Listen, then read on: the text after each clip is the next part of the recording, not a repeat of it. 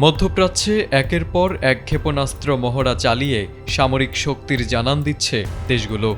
কিছুদিন আগেই ইরান বিশাল ক্ষেপণাস্ত্র মহড়া চালিয়ে গোটা অঞ্চলে নতুন সামরিক বার্তা দিয়েছে।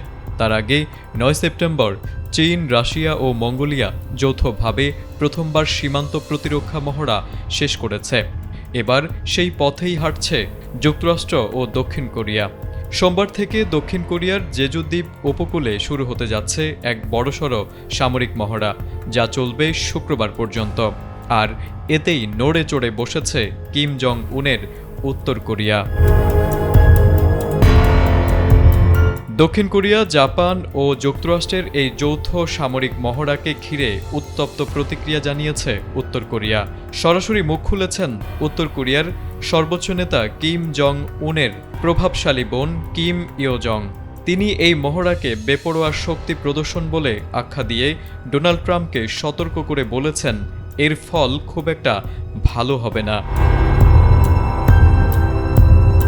উত্তর কোরিয়ার রাষ্ট্রীয় গণমাধ্যম KCNA-তে দেওয়া এক বিবৃতিতে কিম ইয়ো জং বলেন, এই বিপজ্জনক ভাবনা ও সীমান্ত ঘেঁষে বেপরোয়া শক্তি প্রদর্শন অনিবার্যভাবে তাদের নিজেদের জন্য খারাপ পরিণতি ডেকে আনবে। LME সার্টিফাইড বিশ্বসেরা কপারে তৈরি ওয়ালটন কেবলস, যা আপনার স্থাপনাকে রাখবে সব সময় নিরাপদ।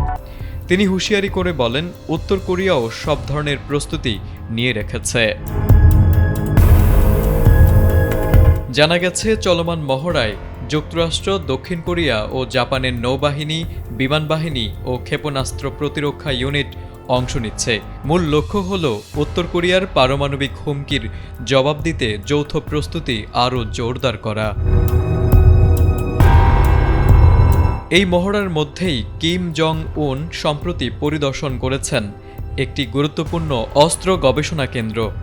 সেখান থেকেই তিনি ঘোষণা দিয়েছেন, উত্তর কোরিয়া পারমাণবিক এবং প্রচলিত সামরিক শক্তি দুই দিকেই সমান গুরুত্ব দিয়ে আগাবে। তার মানে পারমাণবিক কর্মসূচি নিয়ে উত্তর কোরিয়াও এক চুলও পিছু হটবে না। ২০১৯ সালে যুক্তরাষ্ট্রের সঙ্গে নিরস্ত্রীকরণ আলোচনা ভেস্তে যাওয়ার পর থেকে উত্তর কোরিয়া নিজেদের স্থায়ী পারমাণবিক শক্তিধর রাষ্ট্র হিসেবে প্রতিষ্ঠা করতে বদ্ধপরিকর।